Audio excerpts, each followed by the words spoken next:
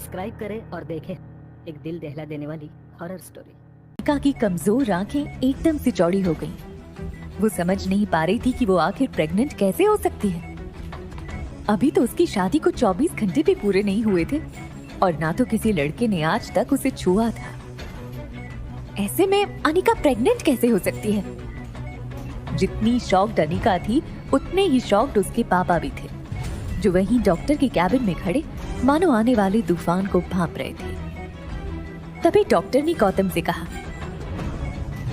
देखिए मिस्टर गौतम गुलेरिया, मैं समझ सकती हूँ कि आप दोनों इस वक्त बहुत परेशान होंगे, मगर आप लोग कोई भी फैसला लें उसके पहले मैं एक बात बता दूं कि प्रेगनेंसी 4 महीने पार हो चुकी है। So abortion is out of question. Anika को लग रहा था कि हो ना हो डॉक्टर से जरूर कोई गलती हुई होगी, इसीलिए नर्स के सहारे खड़ी होते हुए कमजोर अनिका ने थोड़ी ताकत जुटाकर डॉक्टर को डांट दिया। ये आप क्या कह रही हैं? ये नामुमकिन है। लेकिन डॉक्टर कुछ बोले उसके पहले ही गौतम गुस्से से तिलमिलाकर अनिका के पास आए और उसे जोर से थप्पड़ मार दिया। इसका जवाब डॉक्टर को नहीं तुम्हें देना है, बेशरम। अक्सर कार की बैक सीट पर बैठने वाले गौतम आज अनिका को पीछे बिठाकर खुद ड्राइवर के साथ वाली सीट पर बैठ गए थे, मानो ऐसा करके वो अनिका को अपनी नाराजगी जता रहे हों। अनिका जानती थी कि एक बेटी होने के नाते आज उसने अपने पिता को दुनिया का सबसे बड़ा दुख दिया था, एक बिन ब्याही माँ बनकर। इतना दुख उन्हें अनिका की माँ के गुजरने पर भी नहीं हुआ होगा। लेकिन ये सब जानते हुए भी अनिका फिलहाल कुछ भी करने के लिए फिजिकली या मेंटली सक्षम नहीं थी। उसका शरीर कार की बैक सीट पर कमजोरी के साथ साथ शर्म से मानो जम गया था। मनाली भारत का बेहद खूबसूरत शहर है। यहाँ देश विदेश से आए टूरिस्ट्स के कारण शहर में रौनक लगी रहती है। मगर अनिका को ऐसा लग रहा था मानो आज मनाली का हर इंसान उसे सवालिया नजरों से बस एक ही सवाल पूछ रहा हो कि कौन है इस बच्चे का बाप। लेकिन इसका जवाब तो अनिका के पास भी नहीं था। वो बस नाम आंखों से एक ही बात सोचे जा रही थी कि जब आज तक उसे कभी किसी लड़के ने छुआ तक नहीं, तो वो प्रेग्नेंट कैसे हो सकती थी। अनिका इसी उधेड़-बुन में थी। तभी उसकी कार उसके घर के बहुत ही बड़े लेकिन पुराने और जंग लगे गेट पे एंटर होती है। गुलेरिया हाउस ब्रिटिश के जमाने का मकान था। कहा जाता था यहाँ इंग्लैंड के अधिकारी वेकेशन मनाने आते थे।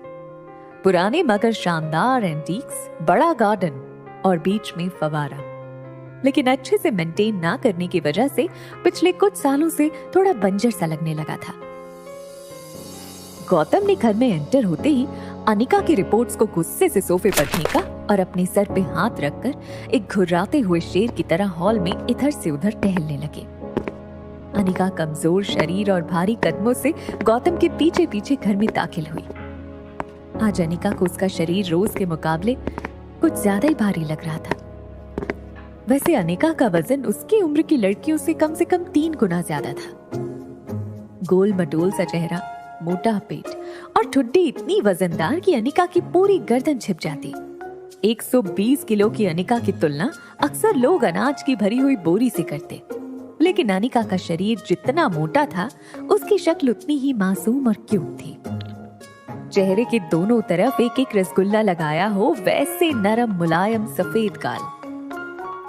ठंड की वजह से हमेशा लाल रहती उसकी नाक और पूरे जहां की मासूमियत को समेट कर बनाई गई हो वैसे उसकी 2 आंखें। लेकिन आज तक किसी को उसका मासूम चेहरा नहीं दिखा था तो बस उसका शरीर बेडोल और निराकार। बिन माँ की बच्ची अनिका को आज सबसे ज्यादा जरूरत थी तो उसके पापा के इमोशनल सपोर्ट की। इसलिए अनिका नाम आंखों से गौतम की तरफ बढ़ी ही थी कि तभी गौतम भारी पहाड़ी आवाज में उस पर गरज पड़े। मुश्किल से एक मौका मिला था हमें हमारी जिंदगी को थोड़ा बेहतर बनाने का। नसीब वाली थी तुम जो डोगरा खानदान के इकलौते वारिस कुणाल डोगरा से तुम्हारी शादी हुई थी। डू यू नो कितने पावरफुल हैं वो लोग? मनाली का सबसे पावरफुल खानदान डोगरास। हमारे सारे कर्ज, पेंडिंग कोर्ट केस, हमारी हर तकलीफ से हमें बाहर निकाला था उन लोगों ने। लेकिन शादी के 24 घंटे में ही तुमने हमारी जिंदगी वापस जहन्नुम बना दी। उनको तुम्हारे इस कारनामे के बारे में पता चलेगा तो पता नहीं क्या होगा। और तुम्हारी छोटी बहन कामिनी, उसके साथ कौन शादी करेगा? भले ही वो तुम्हारी सौतेली बहन हो, लेकिन तुम्हारे इस कारनामे की वजह से उसकी भी तो बदनामी होगी। नहीं नहीं, जब तक ये मामला खत्म नहीं हो जाता तब तक मैं तुम्हारी छोटी बहन कामनी को और तुम्हारी नई मां मनीषा को उसके भाई के घर भेज दूंगा। लेकिन आज नहीं तो कल सबको पता चल ही जाएगा। ये बोलते हुए गौतम अपना सर पकड़कर सोफे पर बैठ गए थे।